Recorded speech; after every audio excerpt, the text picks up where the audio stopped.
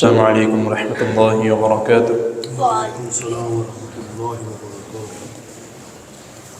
الحمد للہ الذی ہدانا لہذا وما كنا لنهتدی لولا ان ہدانا اللہ۔ اللہم صل وسلم علی نبینا محمد صلی اللہ علیہ وسلم۔ اما بعد، حضرات محترم، اللہ تعالیٰ کی توفیق سے عید الفطر کے چند مسائل کل آپ کے سامنے بیان کیے گئے تھے۔ اس میں سے ایک دو مسئلے جو تھے وہ کل میں نے بیان نہیں کیے، جس میں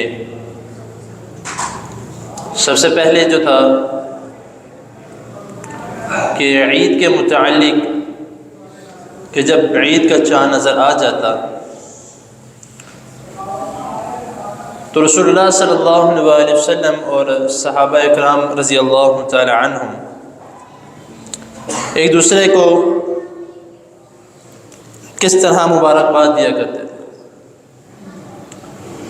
یا عید کی نماز پڑھ کے ایک دوسرے کو کس طرح دعائیہ کلمات کہا کرتے تھے۔ ہمارا عام رواج چلتا ہے کہ عید کی مبارک دینا، جس طرح عید مبارک کہنا یا چاند مبارک کہنا، تو اس طرح یہ ہمارا یہ عام رواج چلتا ہے۔ لیکن جو احادیث میں آتا ہے اس کے متعلق یہ آتا ہے کہ رسول اللہ صلی اللہ علیہ وسلم یہ کہہ کر ایک دوسرے کو دعائیہ کلمات کہا کرتے تھے، تقبل اللہ منا ومنکم صالح الاعمال۔ اور جیسا کہ الحمدللہ ثم الحمدللہ اللہ تعالیٰ نے ہماری زندگی میں یہ ماہ مبارک کا مہینہ لے کر آئے، اللہ تعالیٰ کے حضور دعا ہے اللہ تعالیٰ ہمارے تمام گناہوں کو بخش دے، اور جو ہم نے عبادات اس مہینے میں کی ہیں اللہ تعالیٰ قبول و منظور فرمائے۔ تو چاند جو ہے وہ الحمدللہ نظر آ چکا ہے شوال کا۔ تو جب نبی کریم صلی اللہ علیہ وسلم کوئی بھی نیا چاند دیکھتے، صرف رمضان کا چاند یا محرم کا چاند نہیں، اکثر ہم نے یہ جو ہے صرف مختص کیا ہوا ہے نئے سال کے لیے کہ جب محرم کا چاند نظر آئے تو یہ کلمات کہے جائیں۔ کوئی بھی نیا چاند دیکھتے تو رسول اللہ صلی اللہ علیہ وسلم یہ کلمات کہتے، اللہم احلہ علینا بالیمن والایمان والسلامت والاسلام ربی و ربک اللہ۔ کہ اللہ اس چاند کو ہمارے لیے امن و ایمان والا اور سلامتی والا بنا دے۔ اور پھر رسول اللہ صلی اللہ علیہ وسلم چاند کو مخاطب کر کے کہتے کہ ربی و ربک اللہ، میرا رب بھی اللہ ہے اور تمہارا رب بھی اللہ ہے، جس نے تمہیں بنایا ہے وہ بھی اللہ ہے، جس نے مجھے بنایا ہے وہ بھی اللہ ہے۔ تو ابھی ہم لوگ باہر نکلتے ہیں یا ہمیں اس کے متعلق علم ہو چکا ہے تو کوشش کریں کہ یہ کلمات لازمی کہیں، یا اگر ہمیں پتہ لگ گیا ہے، دیکھا نہیں ہے کوئی مسئلہ نہیں، لیکن اس کا ہمیں علم ہو گیا ہے کہ چاند نظر آیا ہے تو ہمیں یہ دعائیہ کلمات کہنے چاہیے۔ اور ایک اور مین بات میں بتا دوں کہ رمضان کے چاند اور شوال کے چاند میں مین فرق کیا ہے۔ میں اس کے سائز کا یا اس کی بناوٹ کا یا اس کے دیکھنے کا نہیں بتانے لگا۔ مین فرق جو ہے رمضان کے چاند اور شوال کے چاند میں کہ ہم کیسے مسلمان ہیں کہ رمضان کا چاند نظر آتا ہے تو مسجدیں ہم بڑھ دیتے ہیں، شوال کا چاند نظر آتا ہے تو مسجدیں خالی کر دیتے ہیں۔ معذرت کے ساتھ مساجد بھی وہی ہیں، اذان کے کلمات بھی وہی ہیں، تکبیروں کے کلمات بھی وہی ہیں، چاند کی شکل بھی وہی ہے، وہی سفید رنگ کا چاند ہے جو سارا سال ہمیں نظر آتا ہے، وہی سفید رنگ کا چاند ہے جو ہمیں یکم رمضان کو نظر آتا ہے، وہی کلمات اذان کے ہیں جو سارا سال آتے ہیں، مؤذن کہتا ہے وہی کلمات رمضان میں ہے۔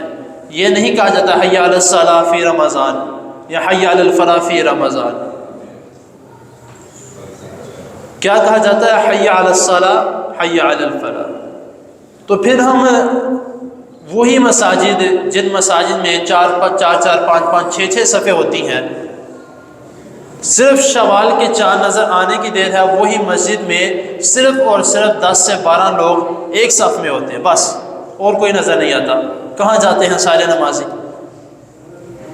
اس کا ہمیں سوچنا چاہیے کہ کیا ہماری نمازیں یا کیا ہماری عبادات صرف رمضان کے لیے مختص ہیں، یا جو ہم نے اللہ تعالیٰ سے مانگنا ہے وہ صرف رمضان ہی میں مانگنا ہے؟ تو کیا صرف رمضان میں مانگنے سے ہمیں سارا سال ملتا رہے گا؟ ایسا تو نہیں ہوگا۔ نماز پڑھنی ہے، سارا سال پڑھنی پڑے گی، ساری زندگی پڑھنی پڑے گی، تو پھر ہی ہمیں انشاءاللہ تعالیٰ کامیابی ملے گی۔ صرف رمضان میں پڑھ لینے سے کامیابی نہیں ملے گی، تو اس کا ہمیں خاص خیال کرنا چاہیے۔ اور دوسرا جو ہے، عید کے لیے جب آنا ہے تو اس کا میں نے طریقہ کار آپ کو بتایا تھا کہ کس طریقے سے آنا ہے۔ رستہ بدل کے آنا ہے، رستہ بدل کے واپس جانا ہے، اور کوشش کرے کہ نیا لباس ہے تو نیا لباس پہن کے آئیں، خوشبو لگا کے آئیں، غسل کر کے آئیں۔ اگر نیا نہیں ہے تو دھلا ہوا جو ہے وہ لباس پہن کے غسل کر کے خوشبو لگا کے آئیں، یہ رسول اللہ صلی اللہ علیہ وسلم کی سنت ہے۔ اور کھجور کھا کے آئیں، اور کھجور کھا کے آئیں، گھروں میں موجود ہے کھا کے آئیں، کوئی مسئلہ نہیں ہے تو تب بھی کوئی مسئلہ نہیں انشاءاللہ تعالیٰ۔ اگر آپ جنم خورشید میں آتے ہیں انشاءاللہ تعالیٰ تو یہاں پہ آپ کو کھجوریں مل جائیں گے۔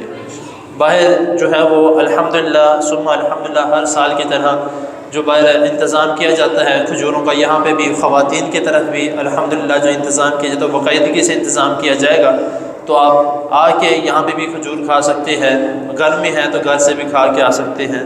تو اللہ تعالیٰ کے حضور دعا ہے اللہ تعالیٰ ہم نے جو رمضان مبارک میں عبادات کی ہیں اللہ تعالیٰ ہمارے قبول و منظور فرمائے، اور جس طرح ہم نے عبادات، نمازیں، قیام، روزے، نفلی روزے اللہ تعالیٰ ہمیں باقی دنوں میں رکھنے کی توفیق عطا فرمائے، اور جس طرح ہم نے عبادات اس مہینے میں کی ہیں اللہ تعالیٰ ہمیں باقی 11 مہینوں میں بھی اس طرح عبادات کرنے کی توفیق عطا فرمائے۔ وآخر دعوانا ان الحمد للہ رب العالمین۔ جزاکم اللہ خیر۔